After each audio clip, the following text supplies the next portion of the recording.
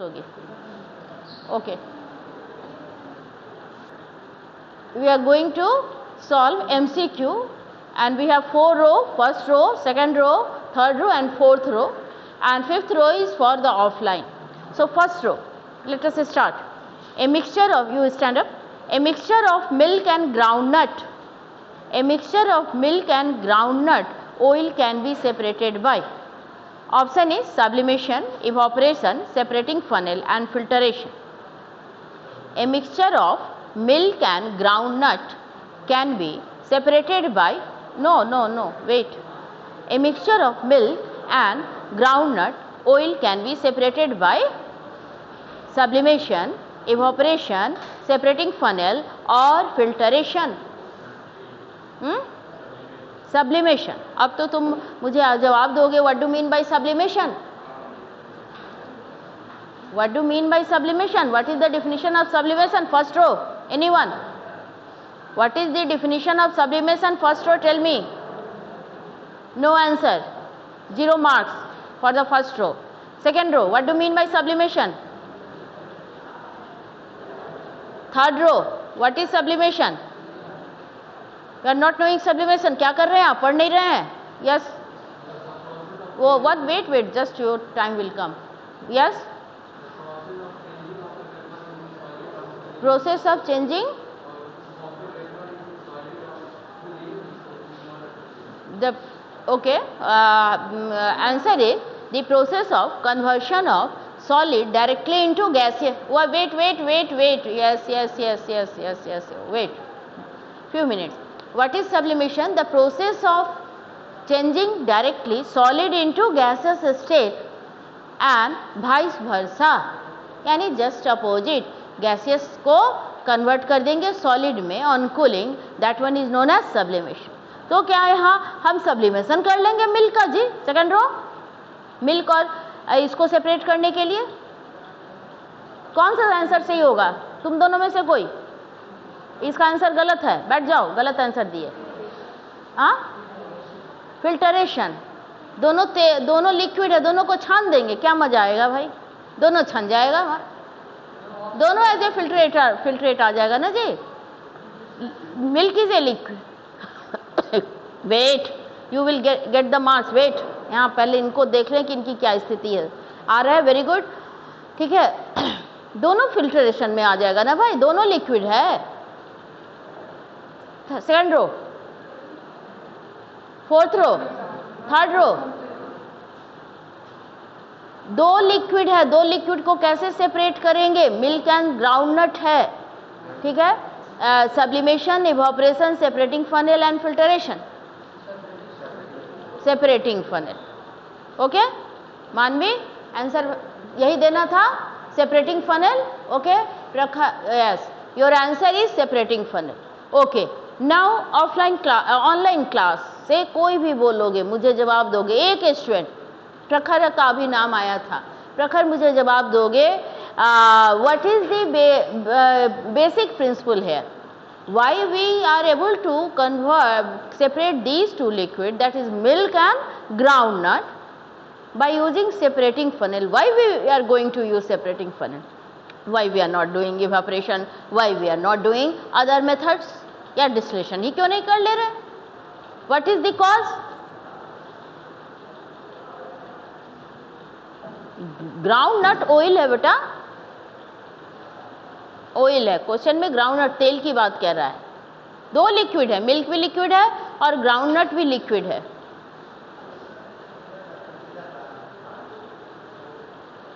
Immiscible liquids. Okay, the groundnut and milk are two immiscible liquids, and not only that, they have different density. Density एक का ज़्यादा है, एक का कम है. किसका डेंसिटी ज़्यादा होगा? मिल्क का डेंसिटी ज़्यादा होगा और ऑयल का डेंसिटी कम होगा. तो दो लेयर बनेगा ना बच्चों, upper layer and lower layer बनेगा. ठीक है ना, अपर लेयर और लोअर लेयर बनेगा. और सेपरेटिंग फनेल ड्रॉ किया था ना क्लास में जी. सेपरेटिंग फनेल का ये पिक्चर है, तो तुम्हारा ये बड़ा सा ड्रॉ किया था, छोटा भी नहीं किया था. इस तरह का सेपरेटिंग फनेल का डिजाइन होता है. यहाँ स्टॉप कॉर्क लगा रहता है, यहाँ पर स्टॉपर लगा रहता है और 2 लेयर बन जाएगा। ऊपर लेयर तुम्हारा हो जाएगा ऑयल का और नीचे क्या हो जाएगा, मिल्क का। ठीक है, तो milk you will collect first. इस नॉब को ओपन करोगे तो मिल्क कलेक्ट हो जाएगा, उसके बाद फिर ऑयल को कलेक्ट कर लेना। Is it clear? चलिए, very good. Now come to next question and this one is for the last row, girls. Which of the following mixture cannot be separated by using water as the solvent? मैंने थोड़ा जल्दी पढ़ दिया, फिर से बोल रहे हैं। Which of the following mixture cannot be separated by using water as the solvent? कौन सा मिक्सचर अभी जो हम पढ़ेंगे उसमें किसको हम वाटर सॉल्वेंट यूज करके नहीं काम कर सकते? Listen, copper sulfate and sand, sand and potassium, sand and sulfur, sugar and sand. Again I am repeating, you all listen. कहाँ, where you cannot use water as a solvent? In which case of mixture? In which case of mixture you cannot use water as the solvent? as a choice हमारा selection होता था ना भाई, कि suitable choice of solvent लेते थे ना, तो यहाँ सॉल्वेंट हमें वाटर नहीं लेना है। हाँ, yes, just first copper sulfate and sand. Now you check, your copper sulfate is a salt and sand you are knowing, ठीक है ना? Your copper sulfate is soluble or not? एक को डिसॉल्व कर जाना चाहिए सॉल्वेंट में और दूसरे को नहीं डिसॉल्व करना चाहिए। तो कॉपर सल्फेट तो वाटर में डिसॉल्व करता है, साल्ट है, यस, डिसॉल्व करता है, कॉपर सल्फेट डिसॉल्व करता है। ठीक है, second option sand and potash alum.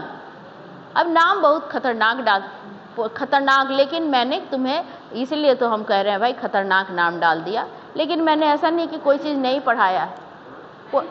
Yes, okay, potash alum.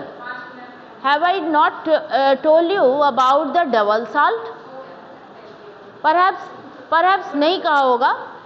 Are you knowing फिटकरी? फिटकरी इज पोटास एलम, फिटकरी इज पोटास एलम, एलम है and it is a double salt. It is a double salt. Salt तो आप जानते हो, कई बार मैं कह चुकी, पॉजिटिव और निगेटिव आयन से बना होगा।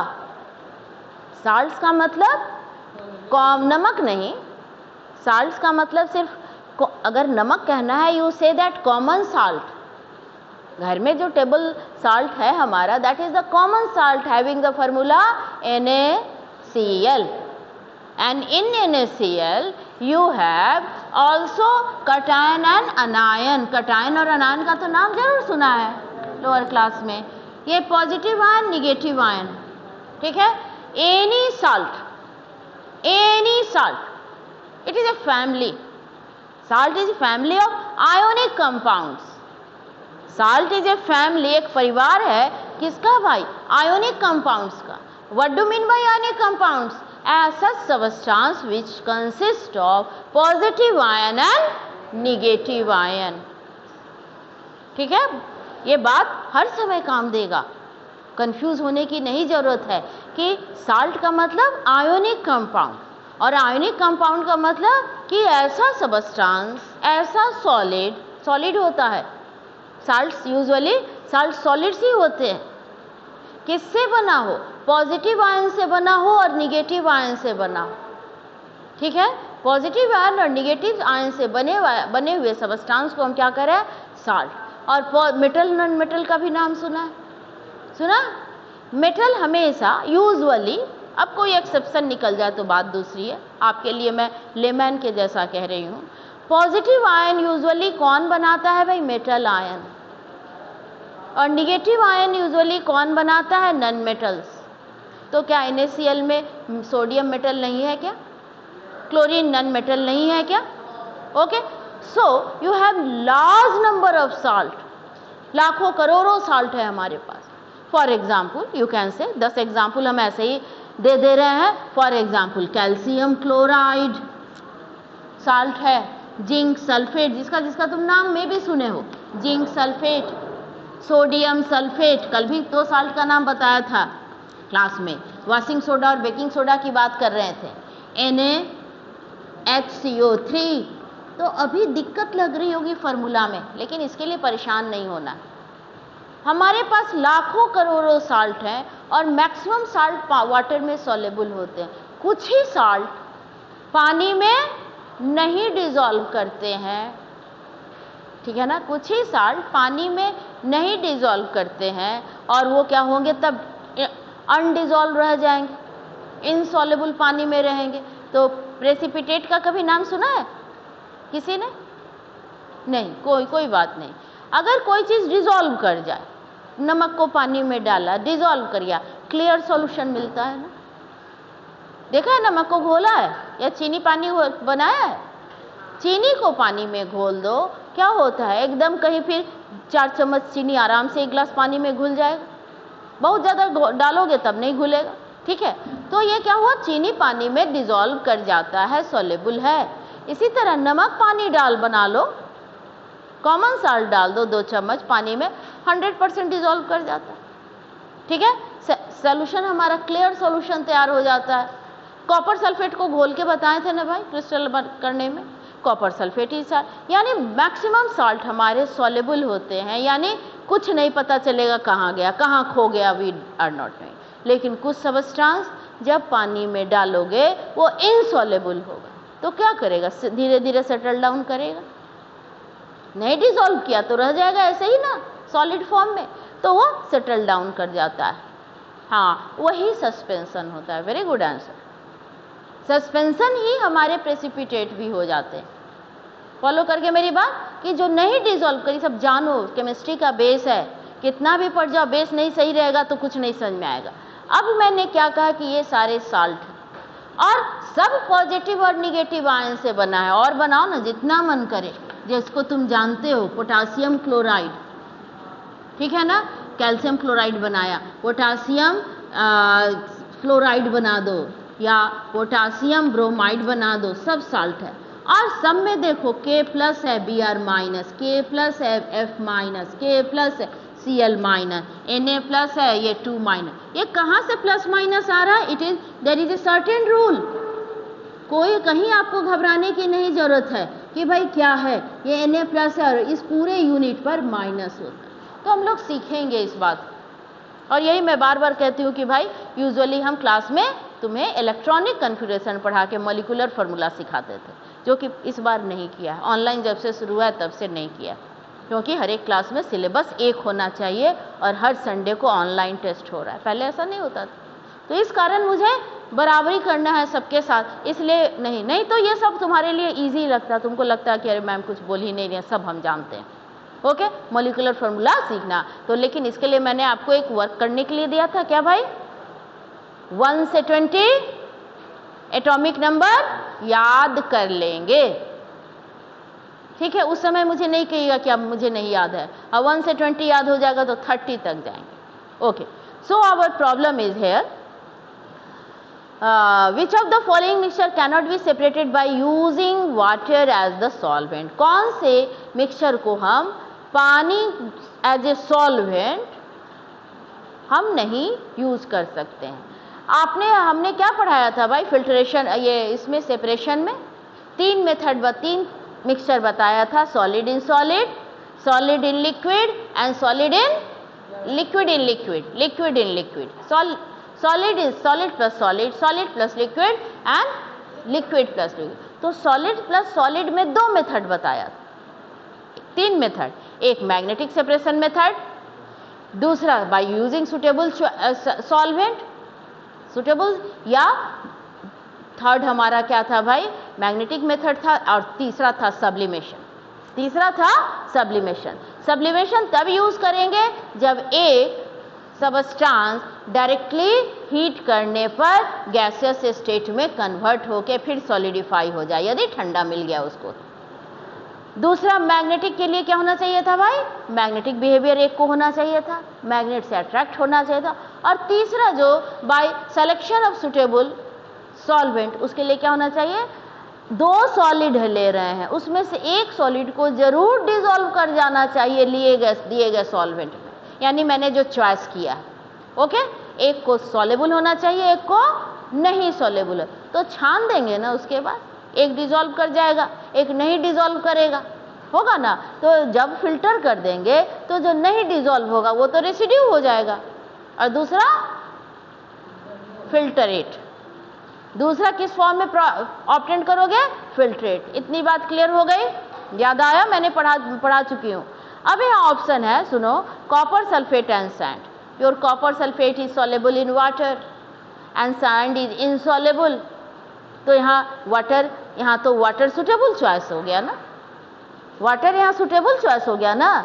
वाटर लेके हम इन दोनों कंपोनेंट को अलग कर सकते हैं ना, तो ये ऑप्शन गलत हो गया। दूसरा सैंड एंड पोटास एलम, तो पोटास एलम की बात हो रही थी।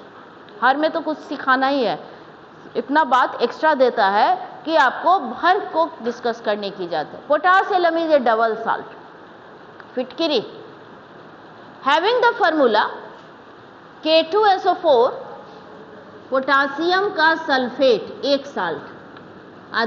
सेकंड अल्मुनियम का sulphate Al2SO4 whole 3 dot 24H2। इतना लंबा चौड़ा बच्चों फॉर्मूला है, और शायद मैंने कंपाउंड के समय ये बताया था, नाम एलम, फिटकिरी की चर्चा हुई थी। पोटासियम सल्फेट, अल्मुनियम का सल्फेट, डॉट 24H2O। तो ये 24 या कहीं भी 10 कल भी चर्चा किए थे क्लास में, वो क्या है, वाटर ऑफ क्रिस्टलाइजेशन। जब क्रिस्टल हम बनाते हैं तो वो एक यूनिट के साथ अटैच हो जाता है। सोडियम कार्बोनेट में कल अटैच था 10 वाटर मॉलिक्यूल। तो व्हाट इज फिटकिरी और एलम, पोटास एलम।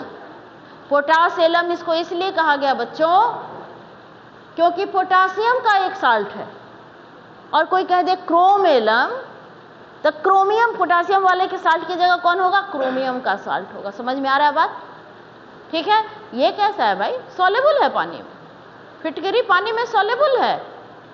कहाँ बताए थे ये फिटकिरी की चर्चा, कहाँ हुई थी बताओ तो, याद करो जल्दी, कहाँ बताया था कोई, और उसके बाद भी फिर यूज किया, इधर ही रिसेंटली यूज किया है।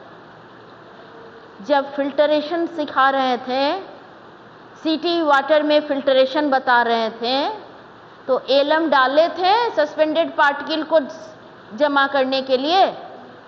याद आ रहा है, याद आ रहा है, एलम की चर्चा मैंने की थी कि फिटकिरी कई बार, 1000 बार नाम बोला था, ठीक है। तो ये भी सॉल्युबल है पानी में भाई, it is your soluble in water. Next sand and sulphur. Sulphur is insoluble in water. Sulphur is S, having the symbol S, only S, ठीक है। इन नो बेटा मेटल नहीं है, नन मेटल है। अब ये भी कंफ्यूजन दूर हो जाएगा, sulphur is a non metal, not metal, it is a non metal. और कौन मेटल है, कौन नन मेटल होगा, ये भी हम बहुत आसानी से डिसाइड कर सकते। कैसे भाई, एक ही बात, remember the atomic number. Atomic number जो बच्चा याद कर लिया वो जीत लिया, वो जीत गया, केमिस्ट्री सीखने लगेगा वो। आज जो नहीं याद करेगा कि आज नहीं, कल नहीं, परसों नहीं, अभी भी 11th में पढ़ा रहे हैं, तो कुछ जिनको हम 9th भी पढ़ाए हैं, 10th भी उन बच्चों को पढ़ाए हैं, और 11th भी पढ़ा रहे हैं, आज के डेट में भी वो आज तक नहीं याद किए हुए, तो उसको हो रही है प्रॉब्लम। अब वो एग्री करेगा, उस समय तो नहीं समझता था, ठीक है। एटॉमिक नंबर से हर कुछ जुड़ा हुआ है, इसलिए जरूर बच्चों याद कर लेना। और अभी आसानी से, अभी कोई स्ट्रेन नहीं है तुम्हारे पास, तुम आसानी से याद कर सकते हो। चलिए, तो sand and sulphur, sulphur is insoluble, so here we cannot use the water solvent, okay. यहाँ पर हम वाटर सॉल्वेंट नहीं यूज कर सकते। And sugar and sand, can we use water, yes, so answer is sand and sulphur. And now you tell me which solvent can be used to separate sand and sulfur? Sulphur को कौन dissolve करता है, ये भी मैंने सिखाया है, बताओ। which solvent can be used to dissolve the sulfur? एकदम खुद से नहीं पढ़ना है, नहीं भाई, मैंने कहा है ना कि डेली पढ़ के आना है। केमिस्ट्री अभी 2 दिन 3 दिन पढ़ के आओगे, इस वीक में केमिस्ट्री करवाएंगे। केमिस्ट्री का एक ही चैप्टर है, डेली पढ़ के आए। Sulphur is soluble in, online वाले कोई जवाब देगा, कार्बन डाइसल्फाइड, नाम सुना है, बोला है मैंने कभी? कार्बन डाइसल्फाइड में सॉल्युबल है योर सल्फर। आप कॉपी निकाल के देख लें, इसमें रिकॉर्डिंग देख लें। Your carbon disulphide means CH2। ये इस सॉल्वेंट में कौन सॉल्युबल है? सल्फर सॉल्युबल है। Sulphur is soluble, sulphur is soluble किसमें भाई? कार्बन डाइसल्फाइड में, CH2 में कंप्लीटली डिसॉल्व कर जाएगा। ओके, तो कोई जरूरी है कि ये क्वेश्चन तो जो आप पढ़ लिए उससे 1000 बन जाएगा। नेक्स्ट, ऑनलाइन के लिए है ये। The chemical which can be use to separate a mixture of carbon powder and sulphur powder. कौन सा ऐसा केमिकल है, यानी सॉल्वेंट। केमिकल का मतलब क्या पूछ रहा है? किसमें आप डिसॉल्व कीजिएगा, कौन सा सॉल्वेंट आप यूज करिएगा, किसके लिए भाई? Carbon and sulphur powder successfully is carbon dioxide, first option. Second option hydrochloric acid, third option hydrogen sulphide, fourth option carbon disulphide. Tell me online, online वाले बच्चे जल्दी बोलो। CO2, hydrochloric acid, hydrogen sulphide, H2S और CH2। Very good answer. Carbon disulphide use करेंगे ना, sulphur है तो carbon disulphide. Carbon नहीं डिसॉल्व करेगा और सल्फर डिसॉल्व कर जाएगा, फिल्ट्रेशन कर लेंगे ना। Very good. रेसिड्यू कौन मिलेगा भाई? कार्बन मिलेगा कि सल्फर मिलेगा? Online, offline, offline, offline. Sulphur मिलेगा रेसिड्यू कि कार्बन मिलेगा? कार्बन मिलेगा। रेसिड्यू का मतलब होता है अवशेष। चाय बनाते जब हैं, चाय पत्ती डाला, चीनी डाला, दूध डाला, उसके बाद इसे छान लेते हैं, इसे छानते हैं। छानने के बाद एक लिक्विड आता है चाय का, वो क्या है? फिल्टरेट। और जो चाय की पत्ती बच गई वो क्या है? रेसिड्यू। समझ गया? ओके, चलिए next, online. The dyes present in fountain pen ink can be separated by the technique of first row fractional distillation. थोड़ा सा रुक जाओ। The dye present in pen ink can be separated by the technique of fractional distillation. In separation कह रहा है भाई, ठीक है ना? सेपरेशन, हमारे इंक में कई कलर्स होते हैं, इंक में कई कलर्स होते हैं और वो डिफरेंट कलर्स को आप किस टेक्निक, किस fractional distillation, infrared photography, crystallisation and chromatography. First row जल्दी। गुड गुड गुड गुड, बोलिए। हाँ बोलो, गलत सलत कुछ भी बोलो, हम लोग सीख ही रहे हैं ना। बोलो, क्या बोले? Very good. क्रोमैटोग्राफी बताया था ना, क्रोमैटोग्राफी में कि जब डाई को सेपरेट करते हैं, क्वांटिटी कम हो, कहा था ना। तो आप पढ़ के आए, बार बार हम कह रहे हैं कि टेस्ट ले रहे हैं डेली का डेली हम। Very good Sanvi, very good. Okay, तो आप डेली पढ़ के आए बच्चों, और तब ना मजा आएगा पढ़। तब तो मान लो हम अपनी तरफ से हम बोलते जाएं तुम साइलेंट रहो, तो मजा कहाँ है भाई? दोनों तरफ से इंटरेक्शन होगा ना। इतना स्कूल फैसिलिटी आपको दे रहा है कि ऑनलाइन क्लास भी दे रहा है, ऑफलाइन भी क्लास हो रहा है, सब कुछ हो रहा है, तो फायदा तो होना चाहिए ना। Listen next, pure copper sulphate can be obtained from an impure sample. Again listen, pure copper sulphate यानी प्योर क्रिस्टलाइन कॉपर सल्फेट, यही मतलब हुआ। Can be obtained from an impure sample, यानी कॉपर सल्फेट है और कुछ उसमें इम्प्योरिटी भी, ठीक है। Can be obtained by the process of evaporation, इस रो के लिए fractional distillation, centrifugation and crystallisation.